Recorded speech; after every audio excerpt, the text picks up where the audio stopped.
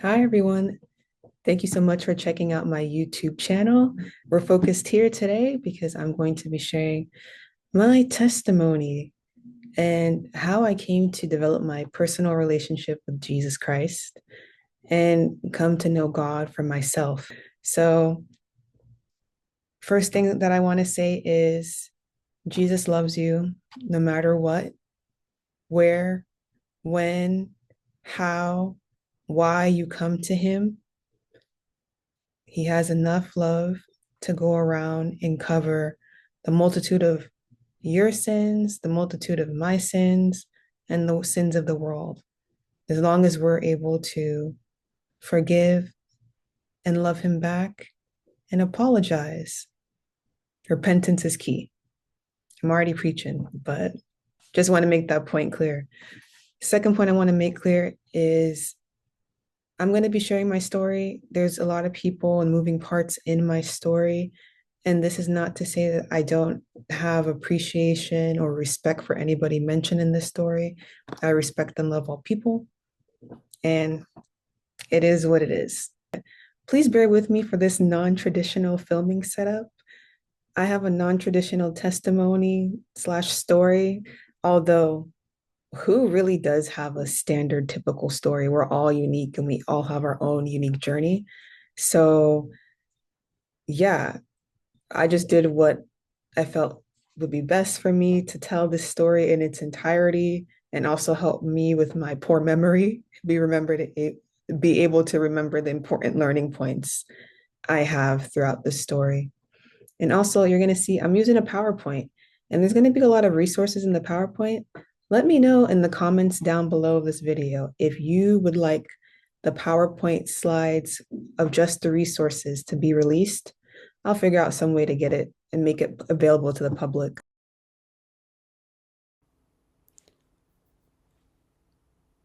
So, in the last part of my story, we left off on me discussing what it was like to have a girls' trip with my mom and sister back to Nigeria for basically the Christmas holiday season till a couple days past New Year's.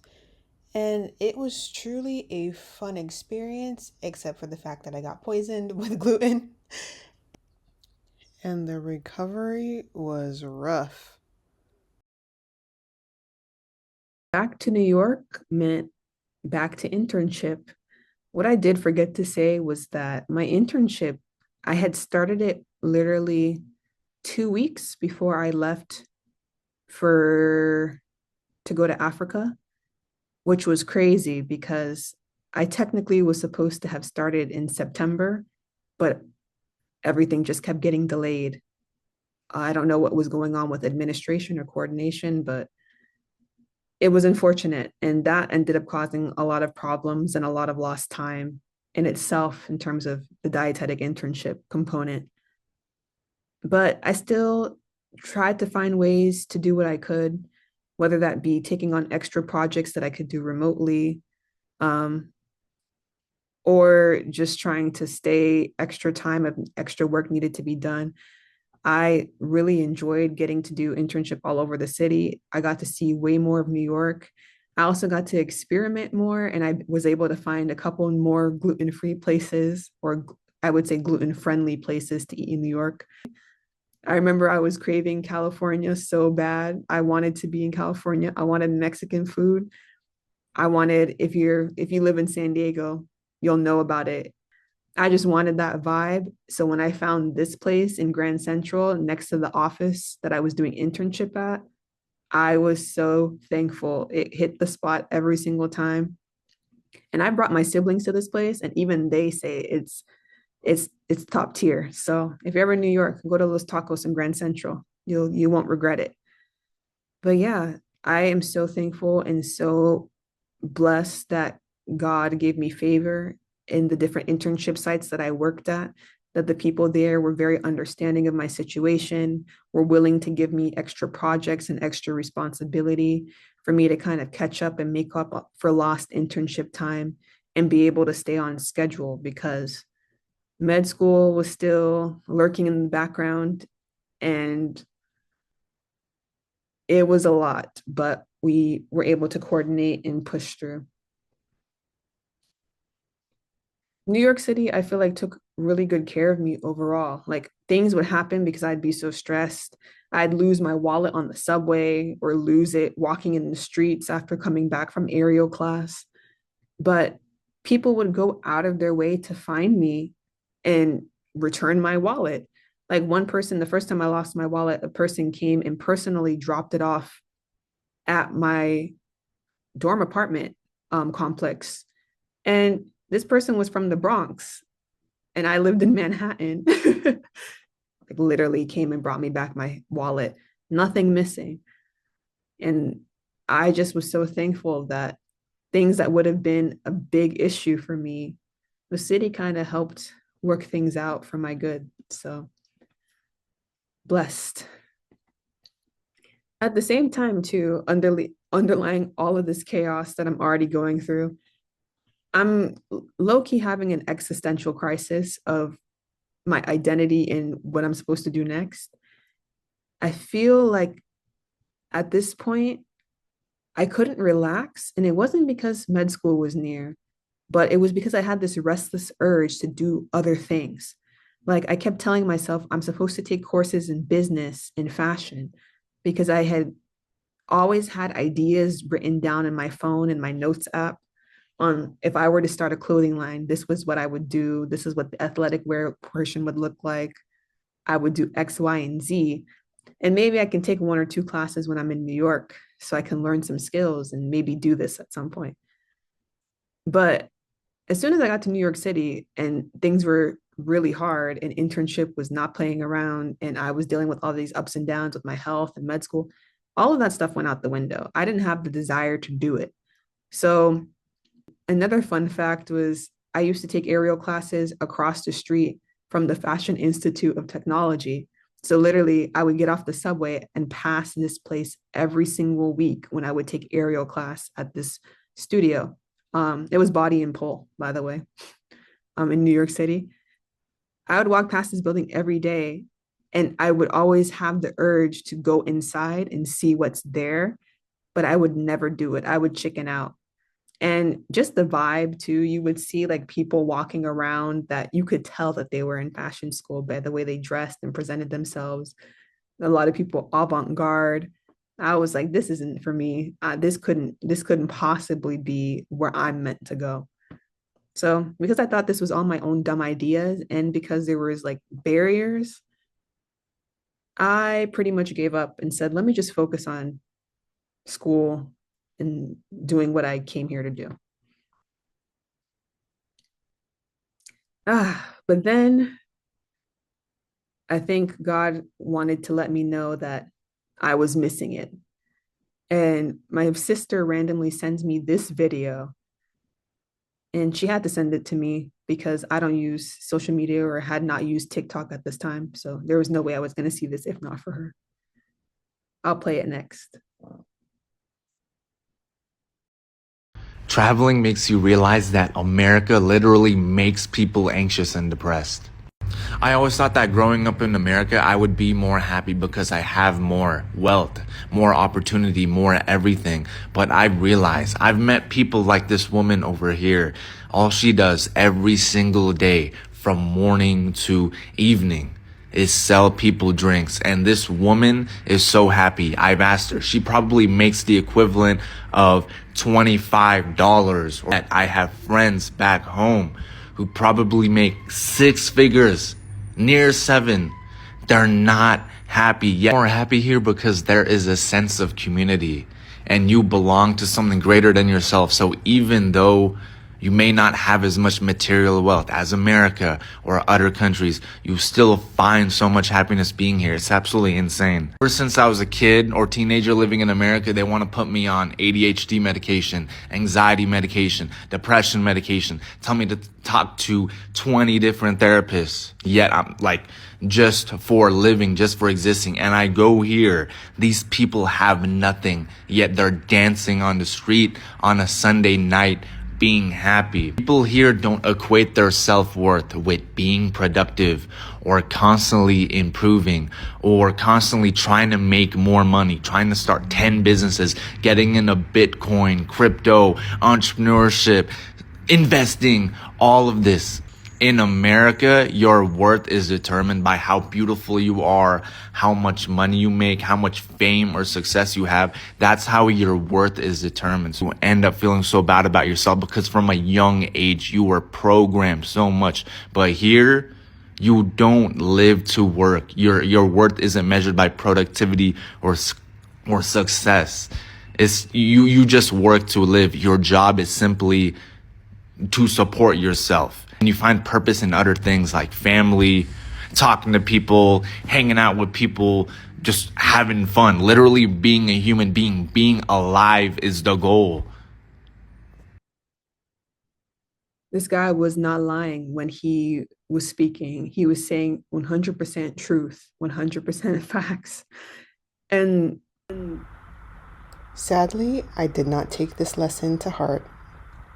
I realized that I was coming to the end of my program and there were so many things that I needed to do, like get hours for the dietetic internship, write my master's thesis, so that I could graduate and do research so that I could even have data to do in a thesis. Everything was happening so fast and there was no way that I could get it all done, but I was going to try because that's just who I am. I'm that stubborn, unfortunately, for myself. But I still made it work. I was able to get a research opportunity in New York City that was really, really close and near to dear to my heart because it was exploring West African dietary patterns of immigrants living in Ghanaian immigrants living in New York City. So I was like, what better way to increase the amount of representation and diversity in the field of nutrition? This to me was everything that I was searching for the past 3 semesters. I had been enrolled in the program to, leave a little bit of a mark before I go. I was also being inundated with stress from the housing job. I feel like the middle of the night emergencies during my shifts became more and more frequent.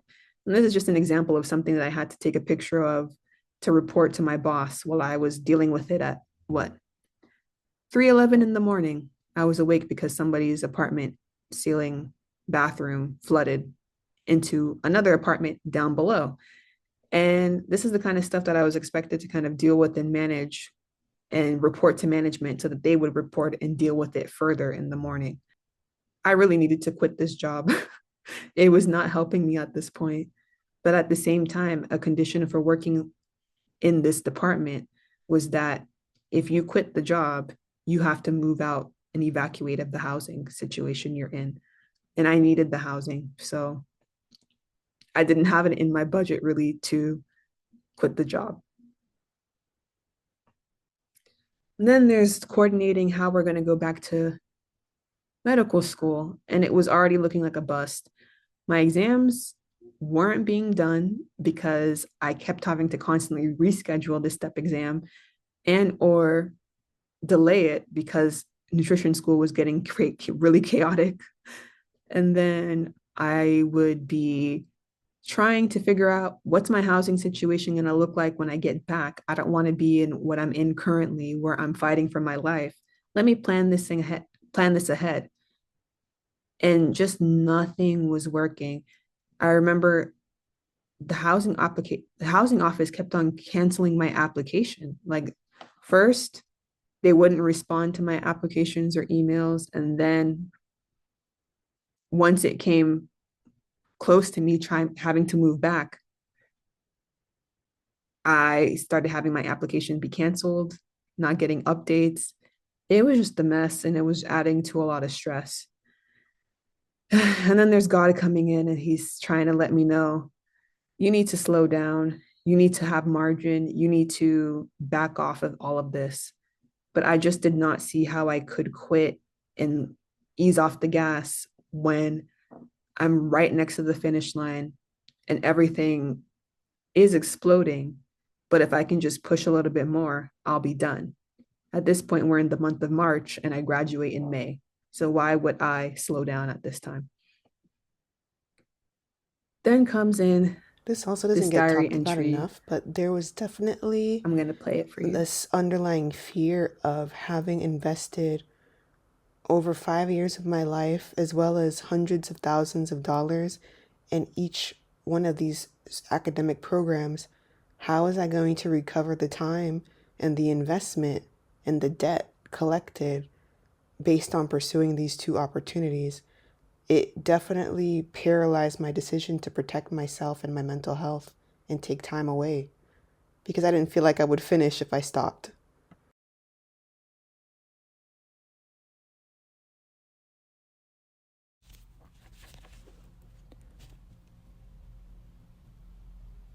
On April 19th, 2023, I wrote, "Hi again.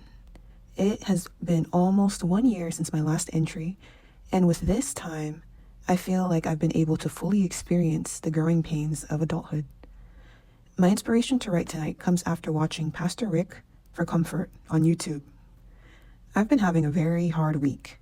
Sickness, nutrition school, stress, thesis stress, other homework stress, faculty interaction stress, and even my PI of my research project saying I'm depressed.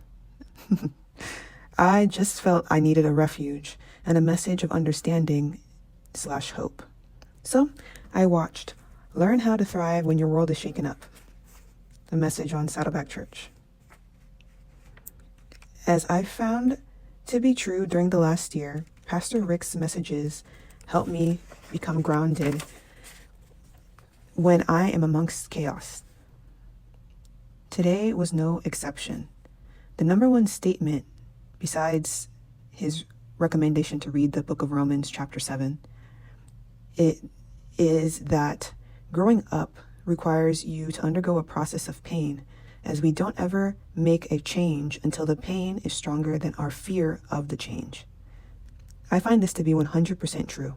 I have experienced a lot of new pain and resurging childhood pain since 2020, and it has been able to break me down physically, spiritually, and mentally and emotionally.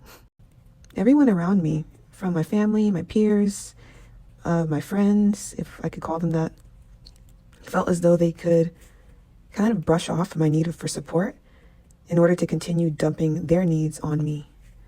Since I was taught to tolerate that via my relationship with my parents growing up, I see this as normal. But the reality is, if I were asked to physically carry all of these loads and all of these people, there was no way that I could do so. I think my self-isolation comes from that. When it's too much to have my own problems and to help them with their own problems, I tend to just opt out of any connection to friends, peers, family, just to protect myself. Yet that just leads me to hide in my apartment and creates more episodes of emotional dysregulation and depression that go unchecked. Only God and I know what my lowest points look like, and I worry about that. I was watching Tony Gaskins on YouTube, and he said that it's often what we do / what happens in the dark that prevents us from connecting with others and fear of bringing our issues to the light. And I agree with this. Both the lack of interest and lack of support that I feel from those close to me make me feel rejected before I even have the chance to share my full story. Even my siblings have said I won't make friends because I'm not fluffy. I'm way too intense. But they truly don't know the intensity of my personal battles and how long it has been going on and why I'm so drained at baseline. Another thing of note is that Pastor Rick pointed out that God can use problems as a magnifying glass in order to analyze our heart, so that when you are in hot water / high pressure, that is what will bring out what truly is inside of you. Again, this is 1000% true. I had to ask God, what is the problem inside of me that I keep ignoring? Because it seems like I keep facing the same trials and battles no matter what environment I escape to. I realized that on the inside, a deep underlying problem that I deal with is my distrust of others, specifically distrust of authority figures. I don't welcome mentorship, teaching, advising, even though I believe in them strongly and have been a mentor for others, due to my own sense of mistrust that was developed in experiences from my early life. I experienced a lot of mixed signals and manipulation from my parents growing up. Dr. David, he was my therapist at the time, by the way, originally said this to me during therapy, that I was a goody two-shoes girl with problems with authority. And like most of the things he said, I was way too resistant and under pressure at the time to receive or even understand his words. And I take on all my problems on my own. I typically will not speak to anyone until I create a clear path of action forward without their influence. I find myself not welcome to feedback unless if I am not stressed, because I often feel like they give advice not because they see me, but based on doing what's in their own best interests / what is easiest on them or makes their lives better, or even based on their limited ideas of what I can and cannot do. The first time I blatantly felt something like this was in high school, counselors telling me that I couldn't take calculus and AP physics at the same time, while I had heard of other students who had done it. I find that to be extremely triggering when authority figures want to place limitations or challenges specifically on me while giving others a pass. And I've dealt with this at pretty much every school I've attended. It makes it hard because I spend a majority of my energy trying to figure out how to keep moving forward on my own, while ignoring the empty efforts or empty promises of support from the authority figures around me. Yet, I feel like I still seek their approval with my decisions and often cross my own self at the last minute, trying to gain approval from the authority. This highlights another major point that Pastor Rick said. The world purposefully withholds approval to make you fall in line and change your standards, and this creates confusion and doubt. When he said that, it hit me like a ton of bricks. I feel like that was something my parents often did to me growing up as part of the manipulation, to get me to keep going, keep doing. They never acknowledged, or I say rarely acknowledged or rewarded what I had already done, because then I would see how I was being drained. Then I would be able to set boundaries. Then they would have to change. My parents don't apologize when I speak from the heart about how they've hurt me, because they simply do not intend to change. They may need to receive the Tony Gaskin style blocked season in order to get the message. Especially mom. I hate to say it, but another YouTuber I watched pointed out that when moms don't necessarily have good relationships with the father of the family, they often place their pain, frustration, and burdens on the eldest daughter and expect her to fill the role that the father will not fill. Essentially, she becomes the 50-50 partner. And I can honestly say that there is some truth to this. The need for control. Even the Bible states that Eve will try to rule over Adam as part of her sinful nature. And I see that. When mom loses control over dad, she often meets her impulse to control by domineering over me more intensely. This truly gets in the way of us having a relationship, as we rarely talk through plans or why I may want to do something. She really doesn't know my interests or my goals. And honestly, it's because it's more fulfilling to her to tell me what to do and feel more control over my next moves. That has made me feel extremely neglected emotionally, especially when I've dealt with distressing or significant choices, and experiences. I just never felt like I could talk through them in a respectful manner in a space that allows for learning. In the times I've given her a chance, she would often just shut me down and was insensitive to the things I would say.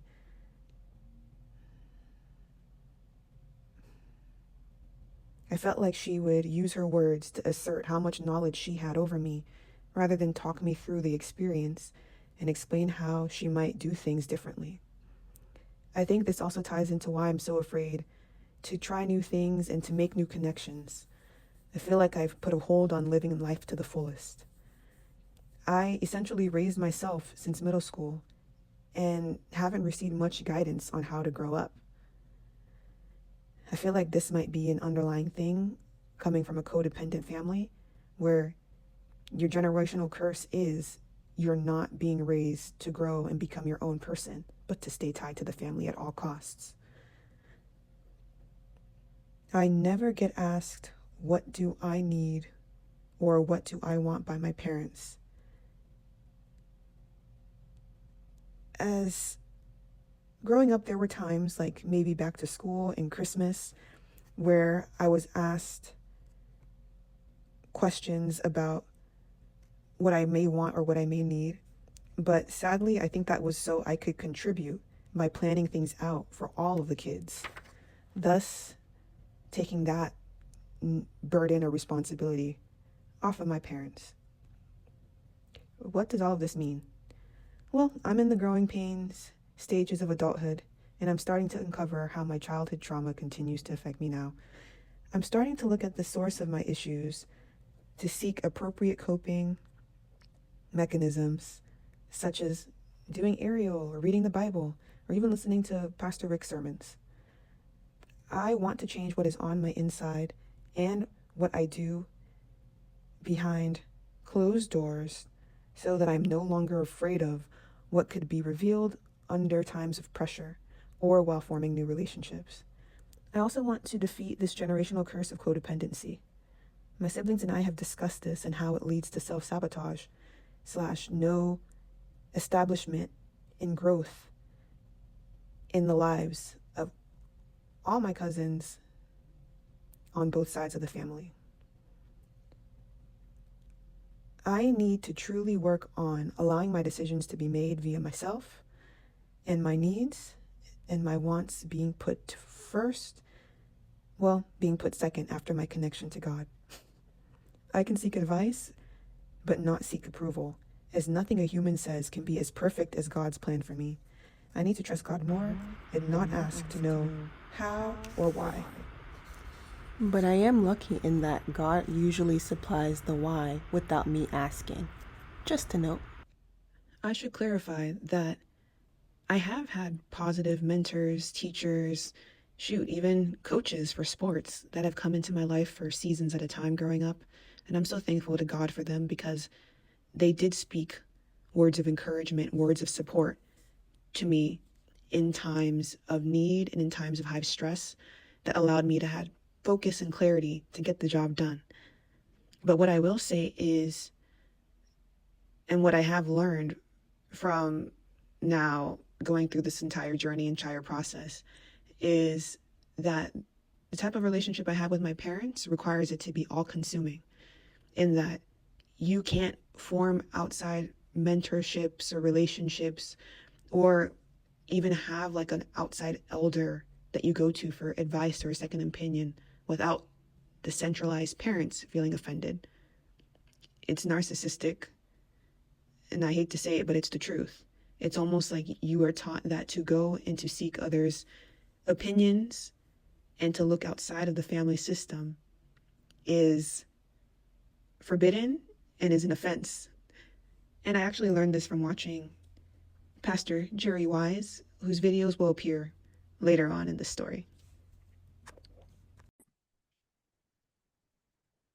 And I just want to point out to say, because I know people might be thinking this, where is your support system? Why aren't you getting any advising during this time? And I just want to tell you, I was reaching out to faculty for advising both at my nutrition school and my medical school. And I had gone through a total of 3 different therapists while living in New York City, trying to get some kind of headway on how to address all the stuff going on in my life. And nothing was piecing together. I feel like in therapy, they just didn't get my situation. And I was constantly having to spend time just explaining what I grew up in when I was currently struggling in present day. And they were just not able to give me tips on how to deal with my present day problems because they were so focused on addressing the past. And that was not ideal. And then I had to come to the realization that without God's direction, therapy for me was really going to be useless. And the reason why is because depending on who you work with, it could take you years to uncover problems that God already has the answers to and already knows that are an issue. And this is the thing that we don't want to admit to ourselves. Like, and also, this is a thing that without a strong relationship with God, He will not do it because there's certain things that God could tell you about your life that if you don't have Him for your support and your comfort and have a real relationship with Him, the truth will destroy you. And I didn't know this at the time, but I would learn it in my wilderness season for sure. And at this point in my life, though, it was becoming clear to me that this therapy thing seems to be doing more harm than good. And I'll do a video maybe later on my experiences in therapy because I feel like that side isn't necessarily often shared, the perspective of it's not the end all be all for everybody. And there's some people that are going to need to be very specific and very particular about how they approach it. So, yeah, I decided to ignore all the noise again and just keep pushing through. This is me at one of my internship sites, the only clinical internship that I got to do, which was at this place called Terrence Cardinal Cook. It's up in East Harlem in New York City. And this was like one of the last days of the last week that I was there, smiling through the sleepiness. And then we had the craziness of finishing my thesis and finishing all of my assignments and my finals. It was, I think, the worst episode of push through to the end that I've ever experienced. So basically, what happened was in order for me to finish everything on time to submit for graduation in May, I literally had to stop sleeping. Like, I had to stop sleeping because I needed every single hour that I could get out of every single day to both go to internship on schedule and also do all of my assignments and put together a thesis. And so I remember leading up to the day of submission, which was the first weekend of May, I think, as when I submitted it, my thesis and all my assignments for classes. Oof, I did not sleep for 6 days straight. Yep, for 6 days straight, I did not sleep for more than 20 minutes, maybe when I was taking an Uber to go to internship. I would sleep in the Uber, which tells you how sleep deprived I was because me in my normal state, I would never sleep in an Uber. But yeah, I had to do what I had to do. How I would do it was I would have internship all day. So like maybe from like 7 a.m. to like 3 p.m. So I would go to internship for those hours. And then I would come back after grabbing some kind of salad from a cafeteria because I didn't have time to cook either. So I was eating a lot of ready-made foods. Then I would literally FaceTime my sister who had just graduated undergrad at that time. and she would keep me up.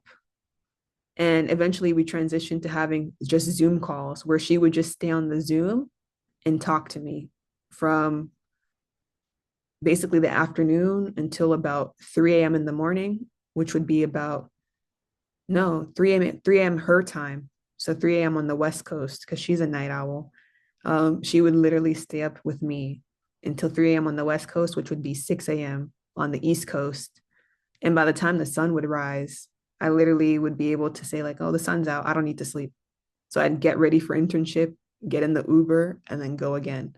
And I literally did that for 6 days in a row, which is horrible. I think I probably shaved off some years just by doing that. But I hope that God will protect me from my own self and protect that from being the outcome. I literally remember, like, on the fourth or fifth day, no, it was the fifth day. I remember I was typing and I was so sleepy, I could not see the computer screen. Like, I was still typing this essay out and I really could not read any of it. And that was when I knew it was the hand of God that was writing this thing and completing it for me. Because imagine you writing a paper, writing a thesis, and you cannot see because you're so dang tired, but you need to put words on the page. It was very intense, and I would never recommend that. I had tried to, I was trying to coordinate alternatives and options around it because I know people will think, why didn't you get an extension or get this or get that?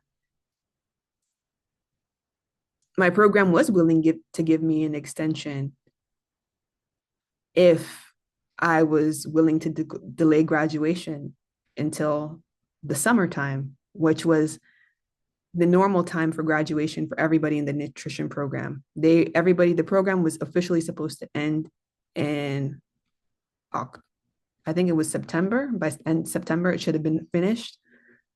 But me, I was already late for my return back to medical school. I had already been using 1 month of vacation to be in nutrition school in New York for the month of May, because fourth year of MS4 year of med school starts in May. So I was using my vacation to finish up my program and graduate on a May cycle. Originally, I thought I was going to graduate early August, but it wasn't until it was just a mess. I feel like both sides were trying to get me to prioritize one over the other. But at this point, I had already spent $150,000 to be in New York. I was not going to leave without getting all of the things that I came to get. So we pushed through and we did it. And then also med school and their expectations. I was expected to retake the step exam before I started MS4 year. I'm already late. I'm already stressed because of finishing dietetic internship and my thesis. I'm already not sleeping. And I literally have very few days before graduation and before my vacation month ends, and I need to start rotations because I had already signed up for rotations to start the month of June. So here I am after doing that cramming session beyond compare to finish up finals, finish up my thesis, finish up internship. Literally a few days later, maybe like 5 days later, I ended up sitting for step one again. And this time I knew I wasn't prepared, but I didn't know what else to do. I had put in prep time before this whole month of May had started, but it wasn't what I needed leading up to the exam. And I can be honest with that, but I just did what I had to do. At this point, I had already booked my flight, had already sacrificed and had all this arrangements for jobs and things like that, trying to get this housing settled. It was too much to not go through with the plan. Also, just want to say, because a lot of people might say that still is not a good enough reason to put yourself through this much stress. But I was also at risk of not being allowed to even finish my med school degree and graduate because the student handbook at that time had a rule where you only had 6 years to complete all of the curriculum. And I was entering my 6th year as of that summer.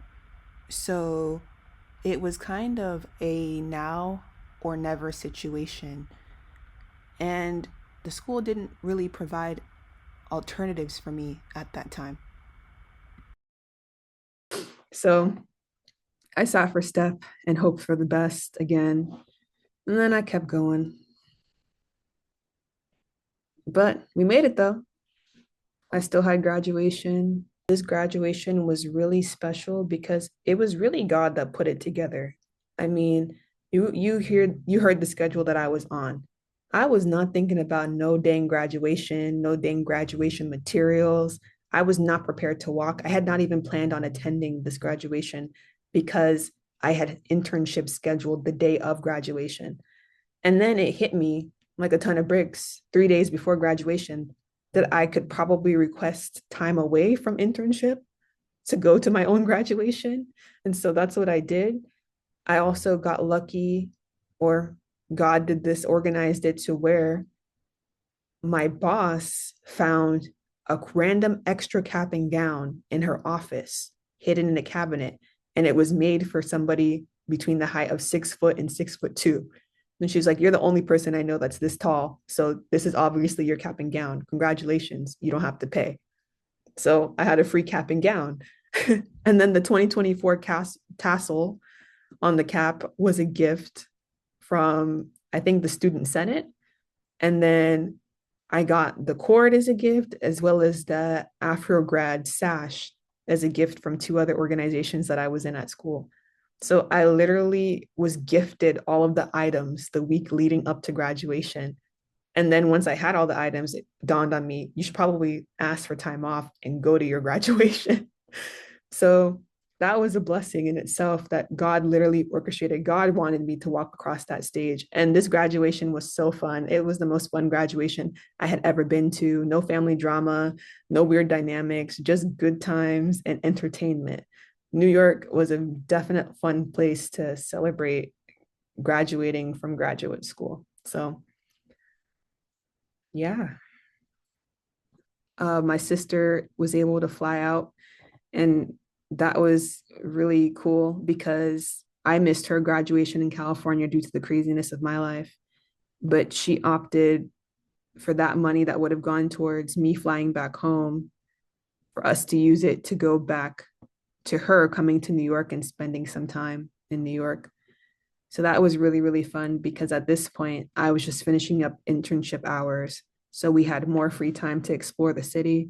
And it was nice to have somebody there to support me at graduation, especially her, being that we both fought for me to graduate together. I don't think at the time I credited my success to her, but really and truly, it was God putting it on her heart to help me and stick with me through that time, because that was an unusual request to have asked of her, but we did it together. And I really believe that that was God leading that. Yeah. And then comes the finishing up internship the month of May while trying to do a cross country move back to the West Coast. Ugh, it was craziness because I had to literally give my life away, the life that I had built myself over the last 2 years living in New York, all the things that I bought that I needed to make myself feel at home and try to get over the homesickness of not being in California and being close to family. Like I had gotten really comfortable. And with that came a lot of things that had to be given away because I really did not have time to sell a lot of the things that I had. The only thing I was able to sell was this Ninja blender. And that's because I sold it for $20 and it was basically good as new. And so the person got it as a steal. But what I did learn was I could give everything away to different places in New York, different shelters, that needed the stuff, needed the items, and people were so appreciative. I remember me and my sister literally would take this yellow housing cart throughout Harlem to drop off donations, both for the office that I worked for, and after we took the stuff for the office, when they did their collection and clothing drives, we used the carts to take my stuff that I wanted to donate throughout the city around places. So being resourceful, we were able to make it through, and I was able to give up a lot of stuff. I still had a lot of excess luggage that became an issue, and I still tried to mail some stuff home, which all arrived damaged, which just goes to show me that when God is giving you an instruction, don't follow it halfway. I felt like God was really putting it on my heart to give everything away. And the few things that I did try to keep didn't make it to California intact. So I breathed out a sigh of relief because I thought I was safe when I was on the flight, finally having made it, packed up my New York life, coming back. And even the flight was a mess. So we start off the summer of 2023. I'm late for the first day of orientation for fourth year of med school because the flight has some kind of incident where something malfunctioned on the plane. And instead of landing in San Diego, California, like it was supposed to have, the flight got redirected to LAX. So then I end up trapped with my sister in LAX airport for a whole day extra before they can fly us back to San Diego. And that was a mess in itself and just very unnecessary. But it was a good time for me to kind of debrief, and Zoom was good. I was able to zoom in, so I didn't miss the information of orientation.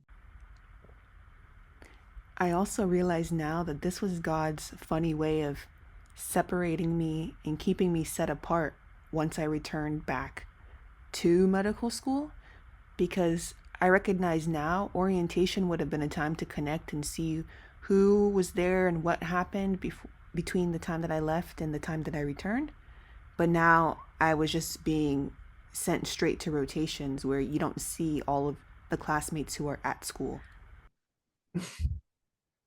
But eventually we made it to San Diego, and because the housing situation was never figured out from the housing office, I ended up sharing my sister's dorm room for the rest of the month of June before her lease was up for her to move out. So thankful for that, but it was very, very, very, very, very difficult in that it was like the bed was not big enough for us to share. I used to sleep with a lot of pillows on the ground, and I did that for a whole month while I was on a cardiology rotation, inpatient cardiology sub-I.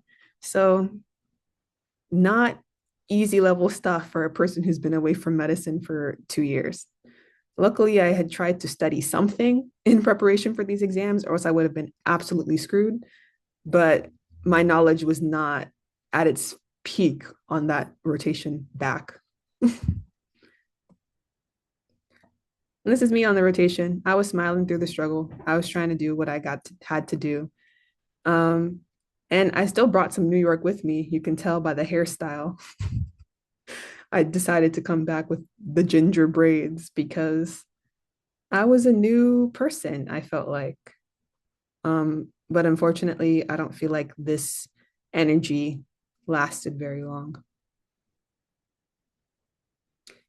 As boom, here comes the score report that came from May 13th, 2023.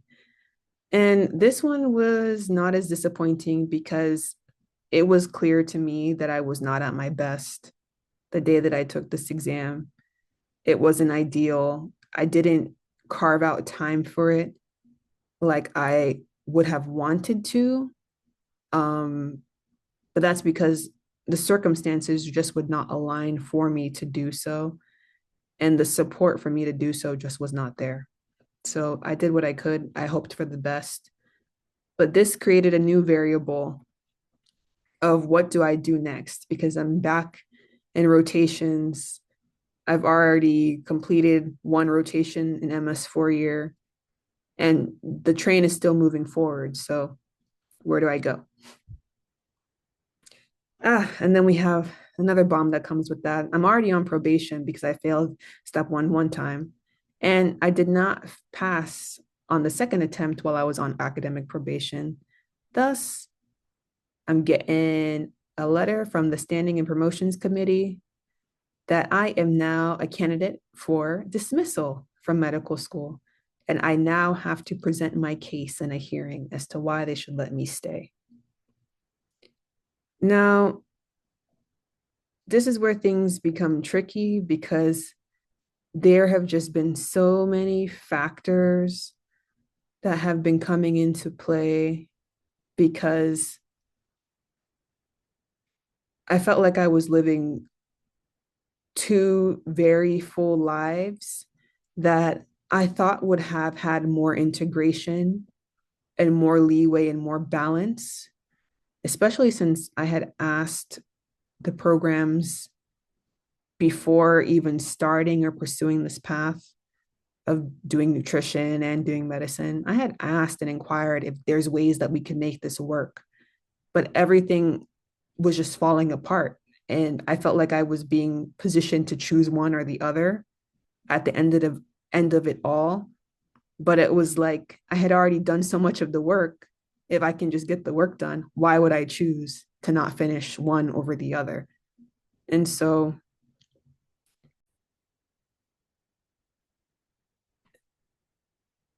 after deciding to put my best foot forward, came the meetings with different members of faculty and trying to get advisors to kind of direct me on what I'm supposed to do from here. How does this affect my standing now and for applications for residency? And I was just getting a lot of mixed messages.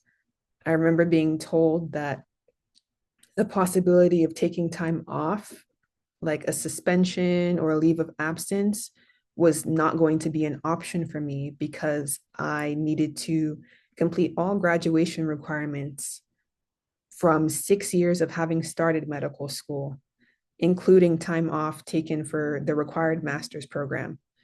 And it was going to be a very rare chance for me to get extra time to take time off.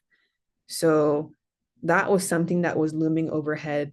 And I didn't know how that was going to factor in the fact that I need to get this exam out of the way, get this rotations done, do ERAS, because once the fall hit, it would be residency application season. And then also fight for my position to even stay in school with the Standings and Promotions Committee. It was a lot, and there was no option really to take time away. Oh, I'm also still thinking about things that hadn't been finished up in nutrition school, like to do a publication of the thesis or do a poster session, um, which that door was eventually had to be closed because medical school just got to be too much. And I learned my lesson, but that was still something on the back burner as well. So I was stressed. I got this notice probably 3 months in advance of the actual hearing date. So I was carrying this notice and carrying the weight of it for 3 months while trying to focus on rotations and still trying to potentially make an ERAS application possible and get advising on what specialty am I even going to enter if I apply to ERAS, because nutrition school didn't go as I had planned. I had planned to have more clinical rotations when I submitted my interest forms, and I got a majority of non-clinical rotations.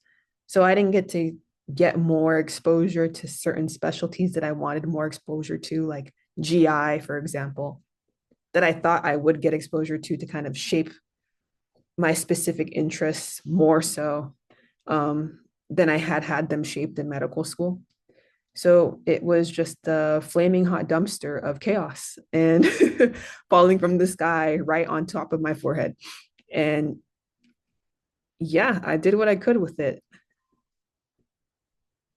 I decided that I was going to put my best foot forward and tell the hearing committee the struggles that I had been going through, um, in ways that I felt like were professional and appropriate and took full accountability. And so I started to prepare for that hearing. But that hearing, I got that notice like 3 months in advance before the hearing. So that became another stressor that was looming over me. And then another stressor that was resolved, so I thought, was finally getting somewhere to live. I was able to finally ask somebody to do a sublease um, in the San Diego area. And I really thought that I had won because I was able to sublease this person's house, not house, apartment that was near the beach. And it was only going to cost me $1,600. And it was a 2-bedroom apartment, which means that I could have people stay, like I could have my sister come and visit. And she was cool with that because she wanted to be near the beach too. And I really thought that I had made it and I had done something good for myself. Now I can relax and enjoy the summer, but absolutely not. I ended up paying for the sublease. Once again, my housing waitlist application for school housing got canceled again. And now I'm kind of frustrated. I'm trying to send letters and petition to them to honor the contract that they gave to me.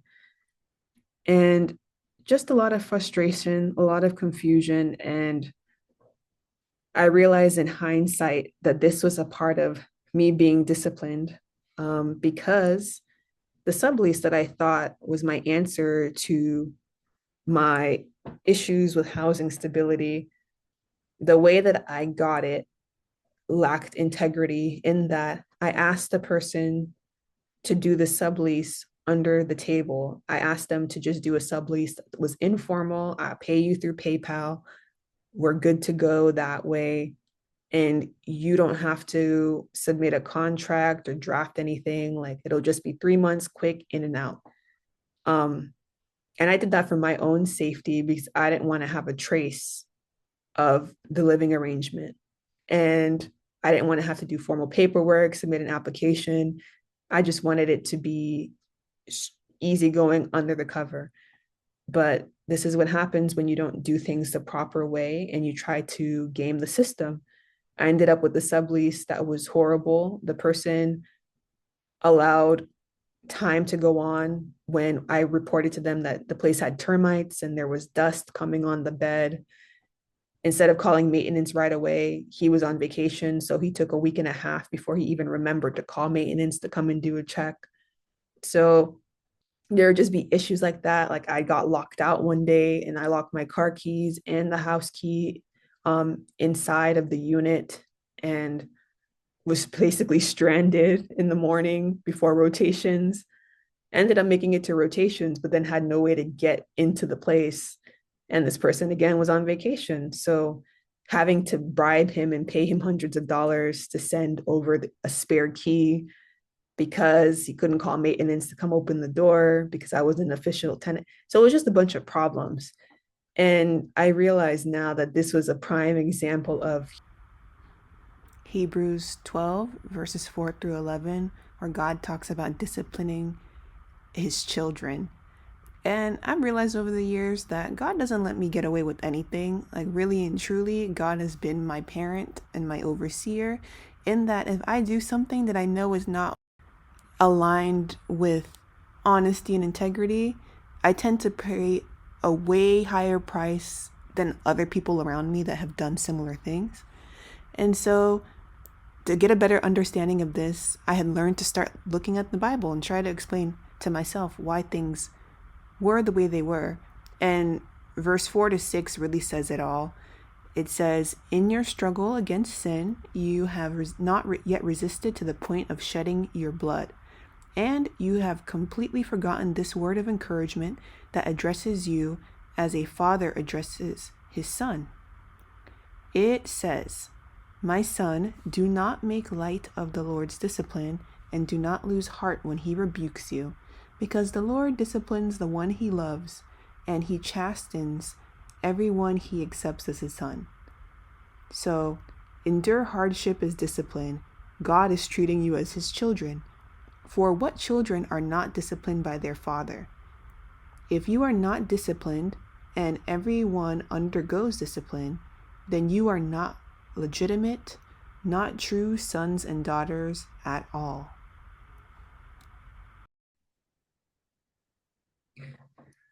The other interesting dynamic that I noticed and picked up on, and it was very obvious for me because it was the first time I had been home since leaving New York. I mean, it had been over a year since I had actually physically stepped foot in my childhood home, when I came back to live there. So I did notice like it just felt very distant between me and my parents. Like they were very standoffish. We never really talked about how I came back from New York or what happened. It was kind of like we just pretended that I never left. Things resumed as normal. And I noticed that it went back to my dad honestly ignoring me and my mom criticizing my appearance and criticizing the things that I was choosing to do while I was home. And that kind of toxicity, the way that it just came back so subtly, but at the same time, strongly, I wasn't prepared for it at the time that it happened because I was already under enough stress as it was. So, yeah, after all the apartment chaos, my sister was like, your chaos in your apartment was just as bad as the chaos at home. I'd rather stay at home. So she stayed at home and I was back into my isolation season. And it was bad because this time I didn't have energy to be productive as much as I wanted to, but I pulled it together because I had to figure out what I was going to do for residency applications, have a step one plan, and also write a letter to the committee for my standings hearing for my academic probation. So I was just still having to push through during the day and just was trying to focus on getting good sleep at night because there was nothing else I could do at this point, really and truly. Then we put in the next factor of going back to rotations. And I was happy to be back on rotation again after having that month off of rotations and being in a bunch of crazy mess. But it was hard because I felt like I had to pretend like everything was normal and business as usual. And it just really was not. Things underneath the surface were really, really hard and really, really harsh. I was trying my best to kind of meet and connect with other students, but nothing really stuck. And it was also interesting because I took 2 years off during medical school. So a lot of the people that I had started with had already moved on. I was lucky in that some of the people that I had started with were still there in med school because a lot of people took time off because of the pandemic. So I was lucky in that regard to have some familiar faces, but honestly, nothing stuck. I kind of started questioning like, was God putting me in this isolation season too? Because why is this consistent? Like, why can't I seem to just be with my medical school peers? I've been trying my hardest. I feel like we meet up, but everything is short-lived. And then there was also other reasons why I started isolating myself, particularly around like the gluten issue and then gluten intolerance. A lot of what you do for socializing in medicine is around food and like noon conferences and team meetings. And it just became awkward because I'm already very introverted. So I'm used to just being able to sit in a conference and just enjoy my lunch and let other people speak and be more extroverted and active. And I just participate here and there. But now I didn't have the crutch of having my food to eat while I'm not talking because I'm gluten intolerant. I'm not eating any catering unless I can verify that it's allergen friendly because I could not afford to get sick like how I normally would get sick and miss days of rotations. There was just no space for that. I tried to avoid it as best as possible. And you do what you can, but no one's perfect. Also, just having that experience of not really knowing people and people trying to get to know you, but noticing all of your weird quirks, like why don't you ever eat? It just became more peaceful for me to just listen into noon conference on my own while I was doing catching up on notes in the clinic or something else like that. Like I was more at peace that way, just focusing on the task at hand and getting it done.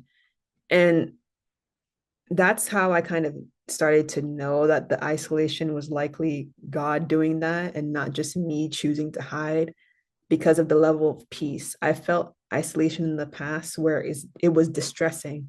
Like when I first got to New York and I felt like I was not being rejuvenated or being rested in that season of isolation. Versus this was completely different. I was surrounded by people, but was separating by choice and felt better about it. Yeah, that's a good hint that you can know that something that you're being called to do is from God, because there will be a level of peace which surpasses all understanding that accompanies it. Like it just didn't make sense that here I am back around all these people, and yet I feel like I'm being pulled away. That's how I knew it was really something that it didn't need to be fixed, it needed to be leaned into more. I'm back on rotations. I'm still trying to study where I can here and there, but also trying to prep my mind for the knowledge I need to do these rotations successfully. And it was truly favor and blessing to realize how much of it came back because I had taken 2 years off. I had been really nervous about having that much time off and how much my medical knowledge and skill set would decline. But I actually feel like it didn't decline, it rested itself. So I could operate from a more peaceful place this time around than what I had become during MS3 year, which was a bundle of nerves and stress. So it was nice to come back. I still, though, was having my existential crisis where I was trying to reach out to people for residency advisement. And I honestly, because of the chaos of the summer, missed out on a lot of the opportunities to kind of connect with people in different specialties and hone in on what I wanted to do.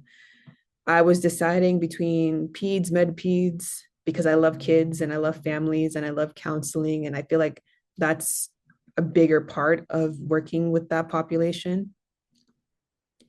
And I was still torn on OBGYN because I love the diversity in what you do, from clinic to labor and delivery to you can be in the OR and be in the clinic the same day, and that can change up your day. And I just like the flow and the intensity of it because I feel like I'm a very up and down person. So maybe that's why it was such a good match.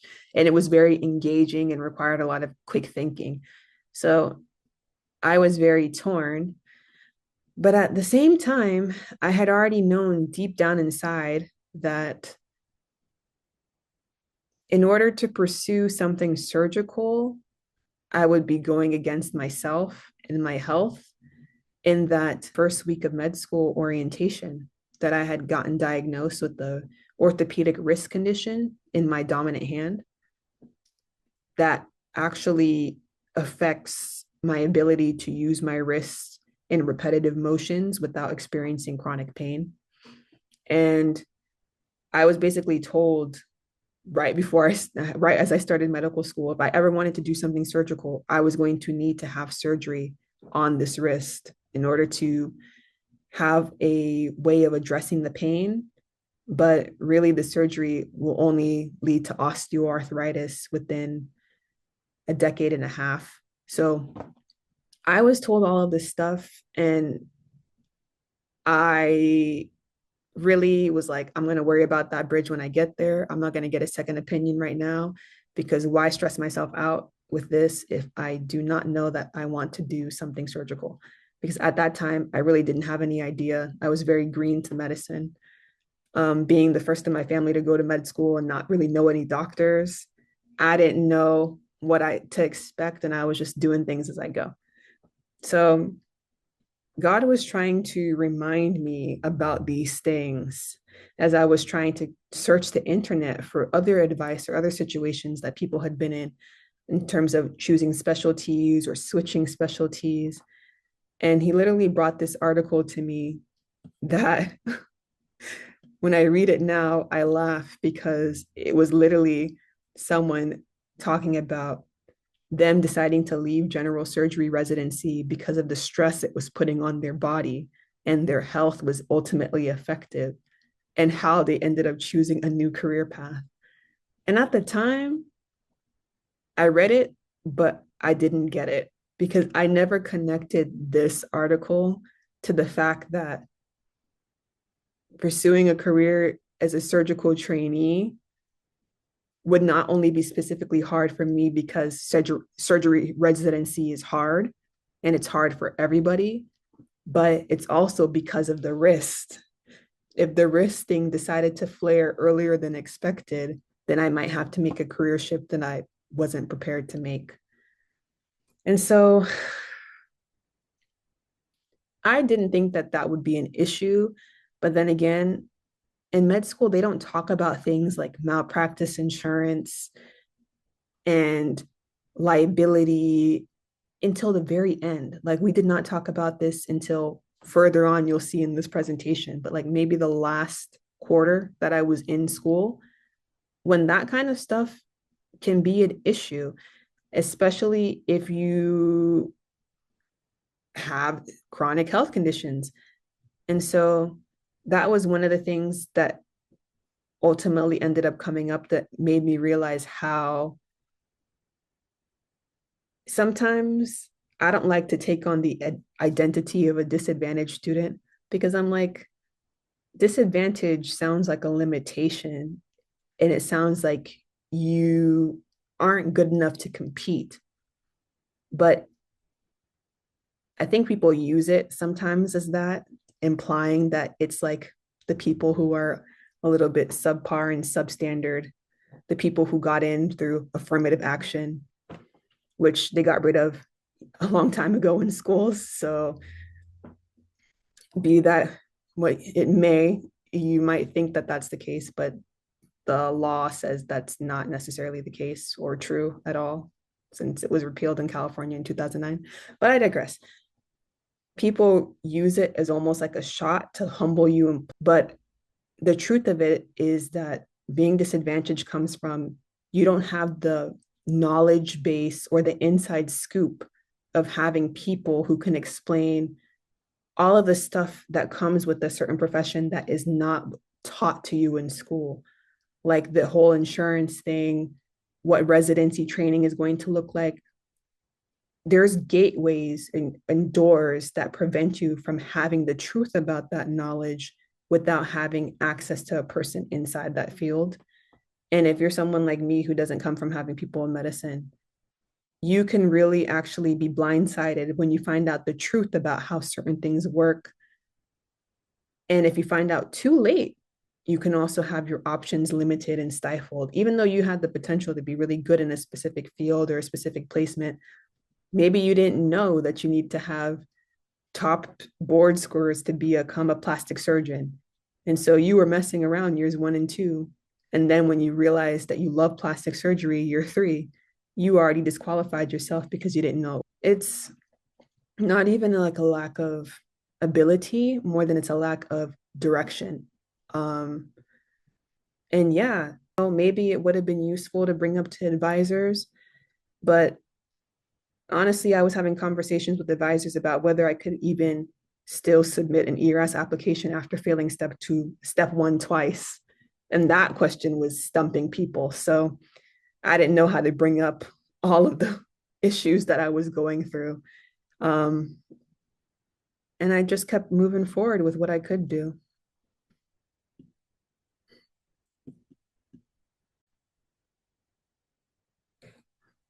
One thing I will say though, which is very interesting, is God did bless me with a lot of destiny helpers at this time. In that a lot of the people that I did reach out to and sit with for advisement, and even some people that I worked with during my hospital rotations were actually very, very supportive of me, and parts of the situation and my experiences that they did know about, and were willing to write letters of support immediately and set me up in case that I did want to move forward. I would have the materials that I needed. And there were some people, destiny helpers, that specifically went out of their way to look at my academic file, to look and try to get a full picture. One person even pointed out that my parts of my academic file were essentially tampered with and needed to be corrected before I even submitted an ERAS application. So that was a blessing in itself, because I did not even realize the impact of how what people say about you in evaluations can actually be read and misinterpreted, and also place limits on where you can potentially go in the future. Again, inside information that I did not know. This is why I need to do a whole journey through med school video, because if no one else tells you, at least I could be a person to give people some heads up about things that go down that aren't talked about in front facing ways that really do hinder people's progress, you know? What's crazy is, though, I am a very realistic person, and I like to make logical decisions based on the evidence presented in front of me. And to be honest, a lot of the evidence in front of me was telling me that I was not ready to move forward. But I kept on inquiring and seeing what options I had and what direction I should take, because around this time, I started hearing a still small voice saying, submit the application, submit the application. And I'd be like, what in the world? Why am I feel like this was not of me. At the time, I didn't know that God can put words into your spirit and kind of lead you in a direction. Like, I didn't know that people could hear from God. I was in the Catholic Church, I wasn't raised to believe that or have that understanding. So when that started happening to me, I was like, I don't know why I have this urge, but I'm just going to feel it out and explore it out. And so, even though it was taking a lot of time and a lot of energy, I kept meeting and kept trying to hear this submit the application be confirmed by an actual person, so that I felt like I was not crazy. But that's the thing about God. God will often tell you to do what the experts won't tell you to do, because he has plans to get the glory from it. So even if I wasn't all the way in it and all the way active in faith, God still honored my steps, in that you'll see in this email, I was given a housing contract to stay on campus. Thank God. And so I was able to have a stable housing situation that was going to last for a part of the academic year, not the whole academic year, but it was a good place to start. And that's when I started to realize that if I do three things, which is turn to God in faith, then apply the word of God to my life, I ultimately can receive and embrace his favor, which is the third step, but also the gift of doing all three steps. When you embrace his favor and move forward with it, that is when you can really succeed. I decided that I was going to go about breaking my lease, the illegal sublease that I had, in an honorable way. But I didn't know how to do that, because I'd never done anything like this. I'd never had a formal lease where I had to break. So asking around family and friends was not helpful. I'm sad to say. Even my mom said, you can let the person take you to court. Don't pay for what you're not living in. And I just didn't feel like adding a court case onto my already complicated situation was going to help my case. So I was like, okay, what does the Bible have to say about my situation? What would the Bible have me do? And to my shock, when I searched on Google about getting out of a deal, legit, a verse came up for me. And it was Proverbs 6, verses 2 to 3. And it specifically came up to me in the Passion Translation, which I had never even heard of. I didn't even really know that there was different translations of the Bible at this time. I just thought it was really like one. I knew it was like New King James, which is like Old English, and then I knew there was New English, but I didn't know about the whole 9 yards of translations that existed. So when I read this, I was shocked. But Proverbs 6, verses 2 to 3 in the Passion Translation says, "You'll be trapped by your promise and legally bound by the agreement. So listen carefully to my advice. Quickly get out of it if you possibly can. Swallow your pride, get over your embarrassment, and go tell your friend that you want your name off of that."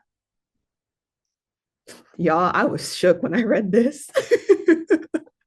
When I Google searched this and this was the first answer that came up, I was so shocked. But then I was so comforted because now I knew the goal was to not do what benefited me or save money.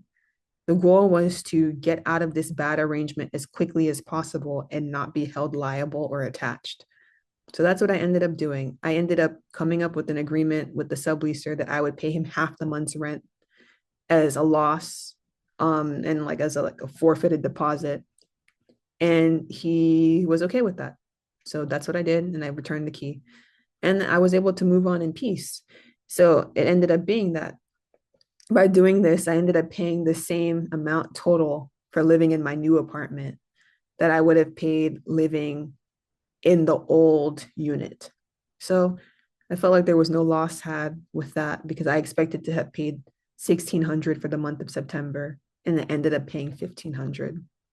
That was a blessing in itself from God that I received a rent controlled apartment from my university. And because of a bill that had been passed, I think right before I left to go to New York, they had to keep set rent at the price that it was when the bill passed for anybody who was there at the time until they graduated from school. So the unit that I ended up getting, I only paid like $900 a month for it, but new admits that came in after me were paying 1,700 a month for the same unit. That's what we call favor, if I could say so myself. So yeah, the way that the transition just worked out so smoothly just showed me the truth about what it means to be set apart. And what it really looks like is no matter what's going on in your life or going on around you, doesn't matter who is at fault. God still expects you to come up higher to his standard and deal with integrity and use the word of God as your guideline, no matter if the person had already taken money out of you and not respected you in the sublease. No harm, no foul. I hold my own weight. They are accountable for what they did. And so I could actually move on in peace.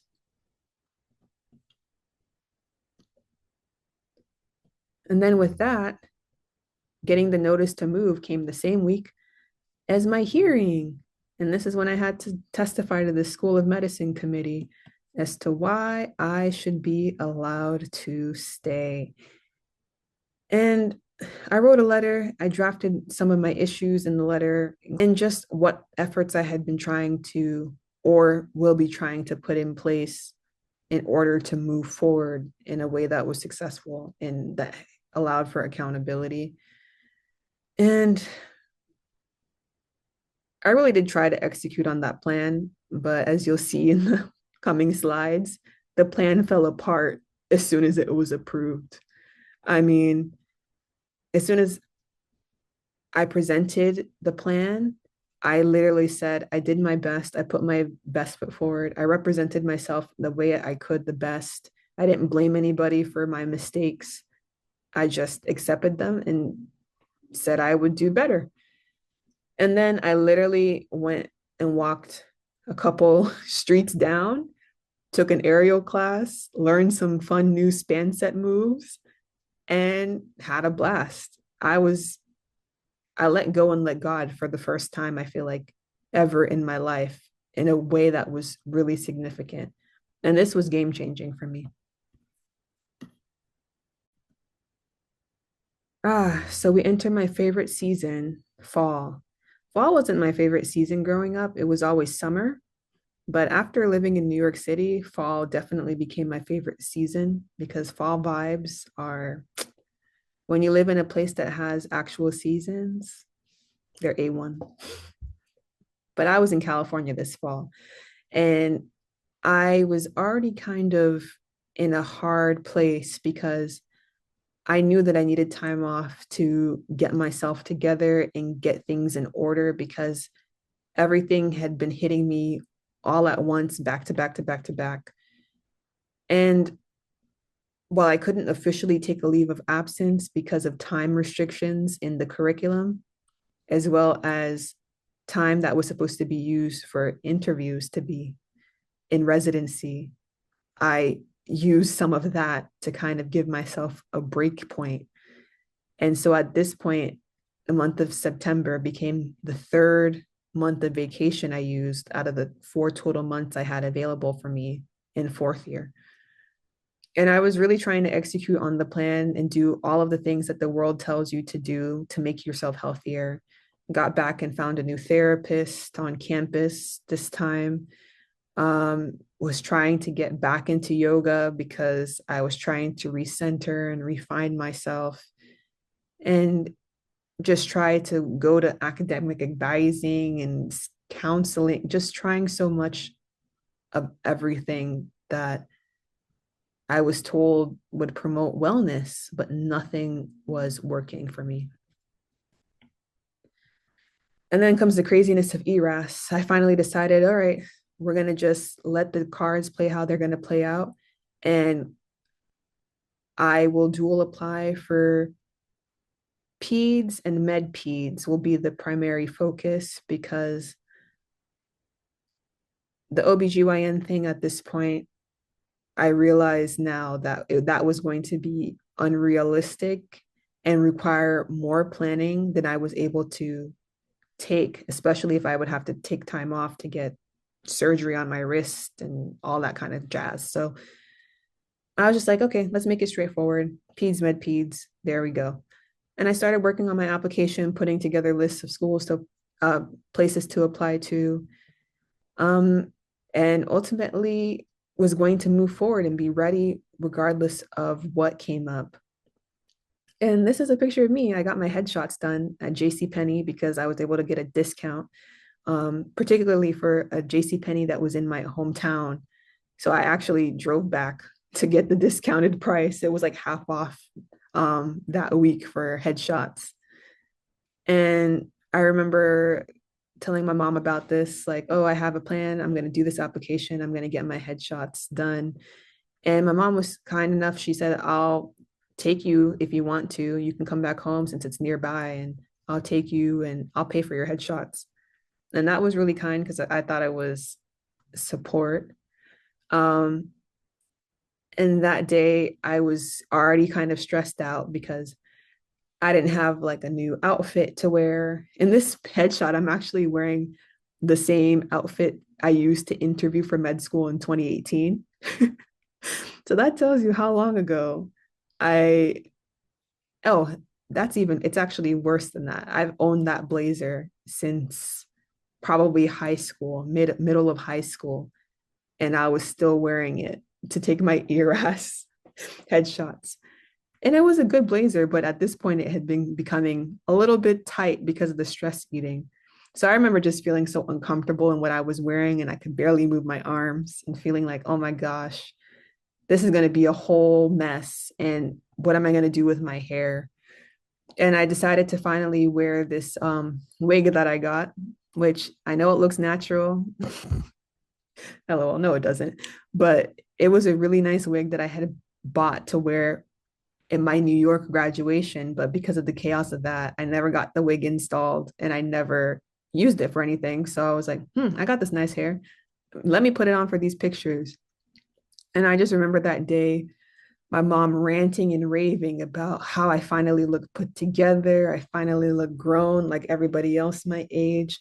I need to put a wig. I need to wear a wig like everybody else. Why can't I just get with the program? That way we don't have to keep worrying about your hair getting done. And again, it was just like feedback that I didn't want or need at that time, that wasn't asked for. And I really was in a vulnerable place because I was so tired. I don't even know if my family knew that I was having a committee hearing for potential dismissal from school. I don't even think I ever told them about that was something I was going through. So I kind of just went through that process on my own. And so I was still recovering from that. And it just was another way of reiterating there's always something that you need to fix. You're not good enough as is. Like, I know that I was cute with the wig on and these headshots turned out really cute, but what's wrong with me just presenting as how I am? What is the issue? Why do I always need to get picked apart? I felt like in New York, I got to change and be more in control of my own image. And with that came a new confidence and boldness to move forward with a lot of things, even in the face of opposition. And the summer, within being home for 4 months, that had just been sucked out of me. It really didn't feel good. I remember that weekend, to the part two of the help was taking me to a wig store to get a wig that I could wear every day for clinic so that I could be more put together because ginger braids didn't cut it. So we went to a beauty supply shop and I purchased a headband wig, which you'll see later in the slideshow had the same hair texture that had become my typical norm throughout my first 3 years of med school. I literally had my hair in that style the first 3 years nonstop. Um, and that was by choice of not feeling like I was presentable enough, to be quite honest. So that was a choice that I made, but it was definitely reinforced, and I was definitely dissuaded against doing anything different. And the weekend would not have been complete without something else tragically happening right before I was scheduled to go back. So this is craziness, but that weekend, on the evening that I was supposed to go and drive back to school, my younger brother and my dad go on a driving lesson. And somehow, some way, my brother managed to drive my dad's car over the curb into the fence and down a hill of the backyard of a random person's house. I walk down the street and I arrive at the scene and I'm like, what in the world is this? How does somebody even manage to do this? And it was an accident and nothing chaotic had happened. It was just him having nerves and being his first time trying to drive a car and just not knowing exactly what to do, I guess.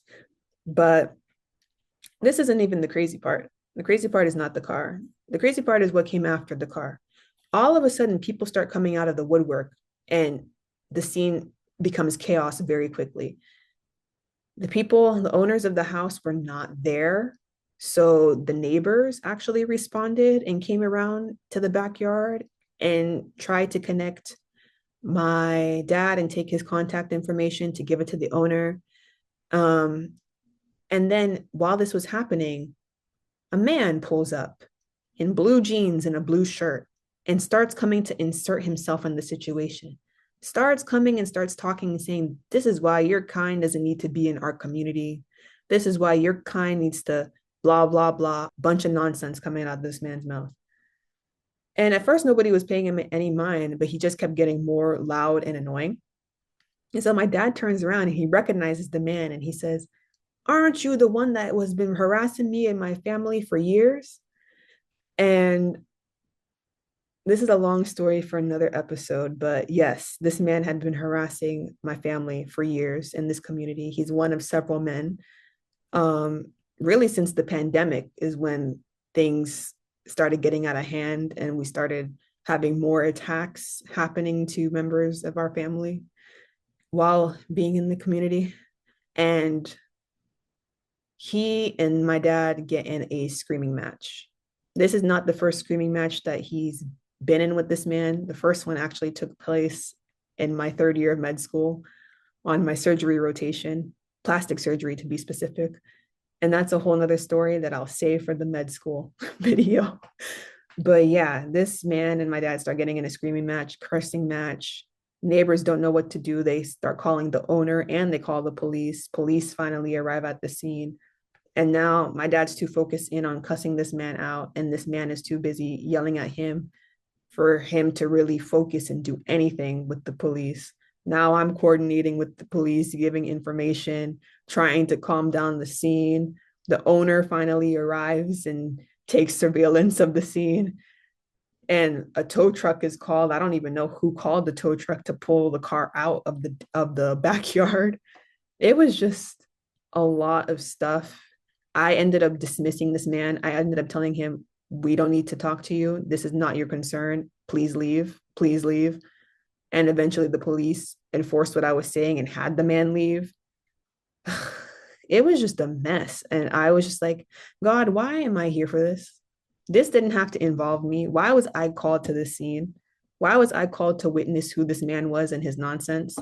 And this man was a very petite man. I don't understand how he was intimidating at all. If not for you being reactionary to words, I don't think you would pay this man any mind. He's very small, very weak minded, and very weak bodied. So I wasn't about to argue with this man. But, you know, some people were different. And so I just remember being very annoyed that this was how my relaxing Sunday was supposed to end, but also being frustrated. I remember I yelled at my brother a bit, telling him that he should be more apologetic for what stress he's causing. But I realized that was me taking out my stress on him. So I apologized. It was just a nightmare. It was a toxic cycle playing out before my eyes. And one thing that was good about it was the owner was very cool about it. The owner was like, you know what? I had two sons. My 17-year-old did worse than this. He crashed cars and totally totaled them. So it's cool. Just find who's affordable, fix my fence, and we're good. We don't need to report this to insurance. So he was very easy to coordinate with and very respectable. And I was in the middle of all of it. I don't know why, or at least I did not know why at this moment that I was there. But God revealed to me later some things about it. If not that being enough stress, I literally come back and on Monday morning after the crazy weekend, here I am having to explain myself again to faculty and advisors because the plan that I presented to them for remediation and passing my exam was falling apart. I literally had planned to take a prep course through Kaplan because maybe that would give me more support that I needed and help me carve out more time, or at least get the resources together so I didn't have to work through putting a plan together. I could just follow through the plan and have that be already planned out, have a system that already is put together, work in my favor.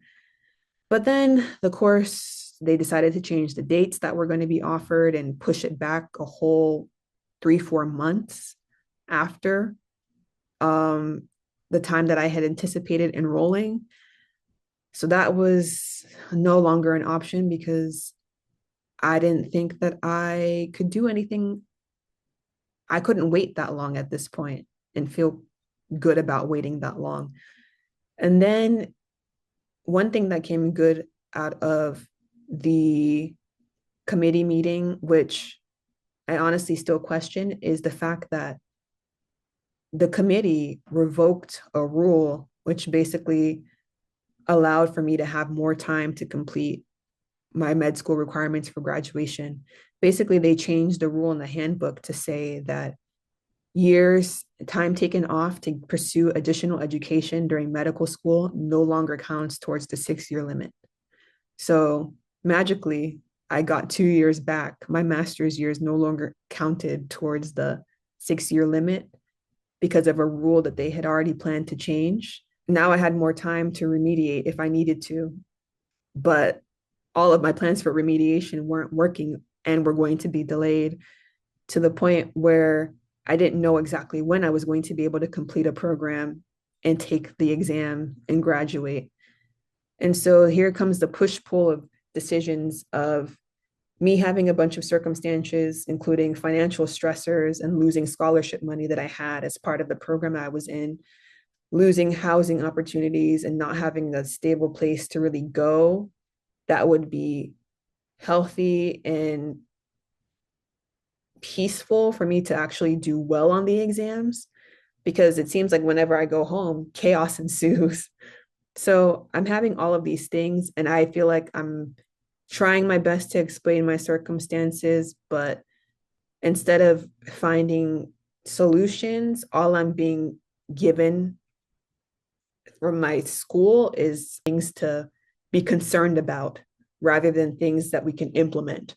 There was like very little solutions presented to me to help my case, which I understand in some regards because my situation was rare, but I'm sure there have been people who have had to take unique episodes of time off that they've been able to come to some sort of agreement or action plan with. And I just think, unfortunately, I was not one of those people. And I had honestly started to wonder, like, am I just being overly sensitive to everything? And that's why everything keeps going really wrong. And I'm being too emotional with feedback or too emotional with criticism. And I should just look at the facts and implement the facts and implement the information I am getting from others. But I had to realize that the way that I grew up conditioned me to feel like I almost am not a real person. Like my thoughts and my experiences don't really matter, and that anything that comes against me, if I really want it or want to succeed, I just have to deal with it. I just have to take it. And so I didn't know that this was a term, but I came to learn that this is actually gaslighting and a lot of denial and manipulation. So I was used to having a high tolerance for mistreatment, if I'm going to be 100% honest. And that kind of warps your ability to set boundaries with people, honestly, to learn when people need to be involved in your life and in your space versus when they need to be separated from it. And so one thing I have done to help myself over the years is keep records because I need to have the evidence and the facts in front of me so that when I'm out of the situation and out of my emotional reaction from when it first happened to me, I can look back at the things that went down and say, or was I just adding emotions to this and amping it up? Or was this stuff that was really happening rather than something of my imagination? So I say this all to say, if you are a person who has trauma of any kind and poor memory or have experienced manipulation and gaslighting, it can be really helpful to take pictures and records of keep an objective view of reality because I didn't know that this was a term back then, but it's very important and I've learned it now. There is such thing as a temporal boundary or a time boundary in which you need to have separation from an event or a thing that occurred sometimes to see it clearly, especially if you have trouble with emotions and pent up emotions or expressing yourself, or you're very reactive. If you have any kind of emotional dysregulation, you need to create some distance sometimes just to get things clear to you and view them objectively. And then you can take action from there. I will say though, if you are a person who's petty and if you are a person who likes to hold on to things in anger, you really have to pray to God about this strategy. He is the one who knows you best. And he knows if doing something like this is going to block you from being able to forgive people and move on and grow from the situation versus keeping you stuck. And I've had times where I have been stuck on something and I literally will have to hide pictures and files from myself so that I can focus for the season that I'm in. And then, honestly, if I forget about something, God will bring it back around in some way, shape, or form to call my attention to it and say, now's the time to address this. Now's the time to look into this more. So it's a system that works for me, but I would pray and ask if it's going to work for you.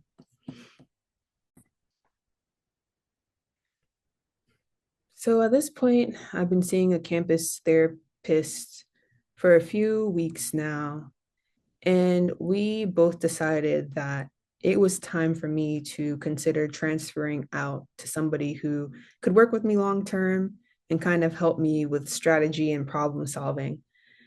And while I kind of felt like I was over therapy at this point, and it hadn't really resulted in any significant change or strategies that I could implement, um, I had made a commitment in my letter that I had given to my med school, the petition, to try to have better systems of support in place to ensure my success. And therapy was one of them. So I was committed to trying my best to, again, make it work in order to fulfill my commitment.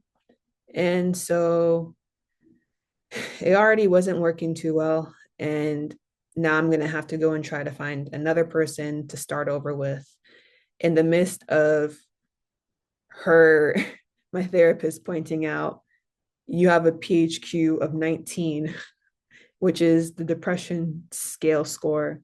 And 19 is like moderately high. That's a pretty significant score. And I was like, ma'am, if only you knew. I'm not surprised by that score. And the thing about me that's kind of dangerous is I can function perfectly fine at that score. I might be more withdrawn and more isolated and less energetic, but in terms of productivity, I can push through it. But this time, I didn't push through it. This time, I missed ERAS, which is the residency application. I missed submitting it on the first day. And that was because I just did not have any clarity about how anything was going to play out. I was, for the first time, in limbo. I didn't even know how I could push through and how I could set a timeline, because every single timeline I was setting for myself was literally exploding in my face. And I was tired. I was super tired of trying to make things work and having a last minute push. And it just became clear to me I was going to have to do a last minute push to remediate these examinations for STEP, and then go on these interviews without having many vacation months left, which was going to be miserable. And then also having to prepare to transition right into residency after graduation, which was, again, not ideal because of how my vacation time had to be used up. So I was still just not in the right mind state. And I had a lot of fear and a lot of overwhelm. And it just did not go well from here. I was pretty much in bed for the next 2 weeks, and I kind of had like a blackout session. And I hadn't had one of these kinds of episodes since I moved away and lived in New York City. That was the last time I had had one of these episodes that first semester, where it's just like you don't remember speaking to anyone, doing anything. You're just in bed by yourself. Yeah, it was not fun. But then the same month, I had September was at the end, and my month of vacation and life reset was coming to a close, and I had to get back on rotations. So I decided to do something different to get some kind of energy or some kind of something back. I was tired of being in my bed all day as if I was destined to die. So I was like, you know what? Let's try pole dance. And normally this is not something that I would have ever thought to try, but I was really desperate at the time because I hadn't been able to make any new friends or connections since coming back from New York. I didn't have any energy and I just wanted to have fun again because fun had been out of my vocabulary since I moved back from New York. And I was listening to way too much of Drake and 21 Savage, you know, the joint album that they did. Is it Her Loss? Yeah, Her Loss. I had that on repeat. Um, and that's toxic. I don't recommend it. That is not of God. The messaging is not of God in that album. And I also will say a lot of the places where I took aerial classes were also pole studios. So that interest to cross over that to that side and how easy it would be was kind of always there because I don't know why this happens to be a thing. At least in New York, it was for sure a thing, is that every aerial studio also wanted to offer either yoga or either pole dance to appeal to the masses more that weren't interested in aerial arts alone. And I think that's unfortunate because aerial arts on its own is has good origins, I will say. I didn't know this at the time, but it doesn't originate from any particular spiritual practice where pole dancing and yoga do. And so you really cannot separate the activities from the spiritual origins. They will always be attached, whether you choose to ignore them or not, they will always be there. And me and my pleaser shoes learned that the hard way. I will say though, I did, let's go back to it. It did get me up out of bed because I had a place that I had to show up to now that I was paying for classes, um, and showing my face to other people. I have very mixed feelings about my experience, particularly in the pole dancing world, because I feel like it gets this rep for being body positive and very accepting. And that honestly was not the case for me at every single place I tried to take classes at. I would do trial classes at several different studios because I was trying to find a place where I fit in. And you'd be shocked at some of the comments that I received from instructors. I met some nice people, welcoming people, but I met some very harsh and critical people as well. So maybe that's a separate video. I forgot the point that I meant to make. What I will say is this helped me realize that what I was missing was that opportunity to be creative. My spirit was drained because I was not doing anything fun or creative. Aerial class was on hiatus at that point in time, um, because my school was where I was taking aerial classes from, and they were out on summer hiatus before the school year started. So I didn't know that there were other places that I could go and take more aerial classes and things like that. And I was missing the element of dance and choreography and performance. And this was just the most easy and available way to get the fix for creative inspiration. So I was vulnerable, guys, and I went for it, okay? Don't judge me. But if you do judge me, what am I gonna do? Back on rotations, and I'm back in my uniform, back to the textured but not too textured curly hair, headband wig edition. And I just remember just being happy and excited to be there because I was on a pediatrics rotation and I love the kiddos, but I just remember being tired and confused at the same time. More therapy. I eventually connected with the new person I was referred to. And what's new? It's an absolute mess. I feel like every interview started off with, I say it as an interview because that's what it was. It was supposed to be therapy session, but it would start off as interviews where he would constantly validate my credentials. He'd be like, so you went to Columbia, but you are a medical student? Like he couldn't, I don't know. I think it might have been me sitting in front of him. He couldn't put my credentials to my person. Like every single time, it's like he was trying to verify my identity. I don't understand. I don't understand why it has to be like this in the world, but it is what it is. I still wanted to give him a chance to work with him because he was a specialist. He was a psychiatrist that also did psychotherapy.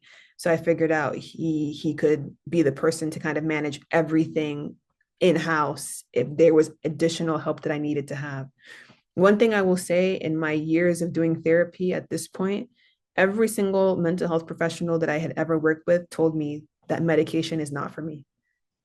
And I really feel like that is God that has put them on their hearts, because I know that's not a usual recommendation that people would give for people who are going through a hard time. I know that's a recommendation that has been very specific to me, and it has transcended from state to state that I've lived in. That has been the kind of thing that everyone has felt wasn't going to be the route to handle any of my problems.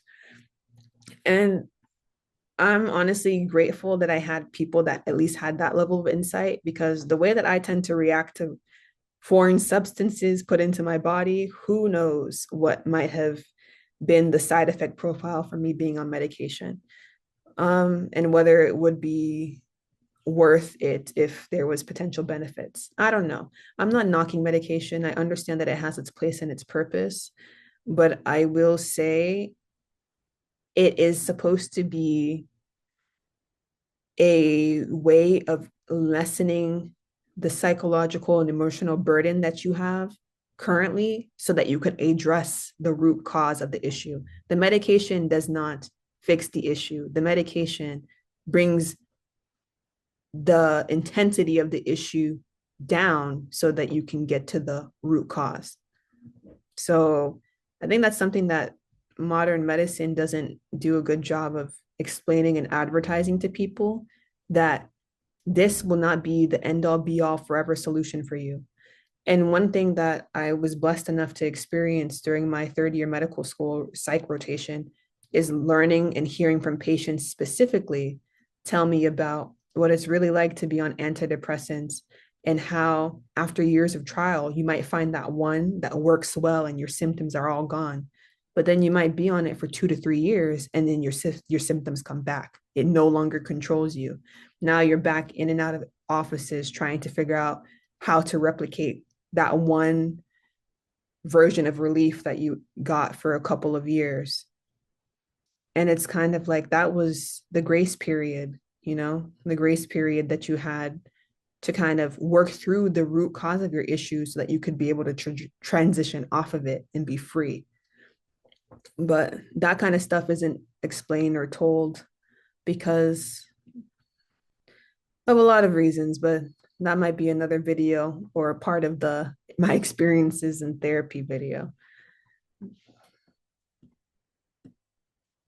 But yeah, going to therapy with this therapist, he was knowledgeable and he was well studied, but we just did not connect well.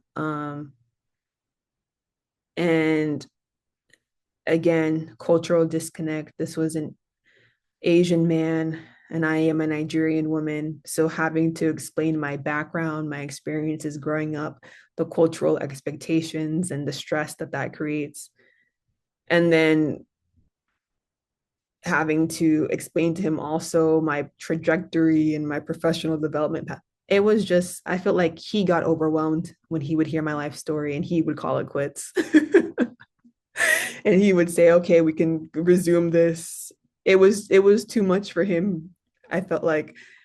And that was kind of crazy. And I hate to say that. And I really felt like that was just my own interpretation. Maybe I'm not giving him enough credence and credit for the work that he does or his boundaries that he's setting to not judge my situation. I don't know. All I know is this book, again, fell from the sky. It was not on my radar, but then suddenly it was, to read The Defining Decade.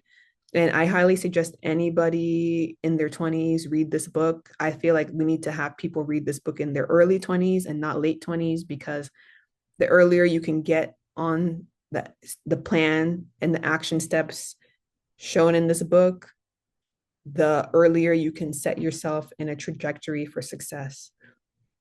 So why I feel like God dropped this book off in my lap was because of this specific theory. I had never heard of this, but the author Meg Jay talks about in one of her chapters the theory of the Yavis patient.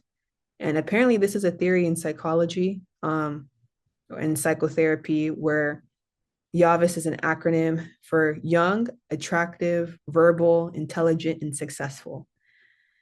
And I don't even like claiming that I might be this, but I know I must have elements of this in me because of my experiences in therapy. They have been too consistent and too aligned with this principle to me for me to not fit this category. So objectively, I could say I'm a Yavis. Objectively, I can agree with this. Subjectively, it's a little hard, but I'm working on it. All right, but all this to say, what's the theory of Yavis? I'm going to read some excerpts and let's start. So it says, in the world of mental health, the lowest functioning clients and the highest functioning clients receive the worst care. When life has been bad, someone goes to see a therapist, even though things look pretty on the outside. The person feels horrible on the inside. Meg J, the author, talks about how in the world of mental health, the lowest functioning clients and the highest functioning clients receive the worst care. And my aside, I can observe that that tends to be true working in the psych wards during an MS3 year. The lowest functioning clients do tend to have a lot of things that happen to them, and they are in need of a lot of advocacy more than people would think. But back to her quote. When life has been bad, someone goes to see a therapist because even though things look pretty on the outside, the person feels horrible on the inside. And this is a discrepancy that even many therapists cannot hold. What results is a therapy where the client's image gets in the way of the help that he or she needs. The client has come to focus on what has not gone well, but the therapist is blinded by what has. And I was like, God, thank you, because I could not put into words what I was experiencing consistently. I had been through 5 different therapists over the course of 3 years.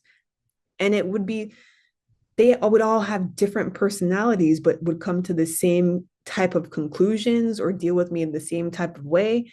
And I was just like, Lord, what is this? Like, I've never been able to have the language to describe it. So reading this in this book was like, oh, this is a thing. I did not know this was a thing. Why didn't anybody warn me this could be a thing if I decide to go and do therapy? It would have saved me so much time. I would have switched through the revolving door much quicker. Maybe I would have had 10 therapists by now, or maybe I would have taken time off and done something else. But you know what? The fun thing is, this was God's way of starting to lay the foundation that you're not going to get better without me. And that's just the truth. There are just some people in this world that God will get a grip on so tightly because he needs them to see who he really is. So if I had gone to therapy and worked and been perfectly accepted and healed and had all the butterflies right off the bat, I definitely would have stayed on my own idea of self-sufficiency. I can take care of myself and do my own wellness. And I never really would have formed a relationship with God. And that's really the truth of it. I see it now. But it's funny how God is bringing me closer to him with truth and in truth. He never holds truth away from you, but he will use it to bring you closer to him. So with all that, I recognize anybody who is having this particular dynamic, you are not alone in what you're going through. This is something that we don't talk about enough, again, in the front-facing office of medicine, health professions, but it's this kind of disconnect that happens for people where their life looks so good on the outside, but they are so miserable on the inside that goes unnoticed and untalked about, that leads to things like physician burnout and physician suicide. And people could never see it coming because they can only see the external. I'll never forget being in the student lounge one year. I think it was in MS2, and I was reading a article that had been posted on a bulletin board, and it wasn't even an article, it was a letter written by the chairs of the different UC medical schools talking about a student who had committed suicide after match day and how they were sending their condolences to the family and what they were hoping to do. And it was just like that letter haunted me because it was like,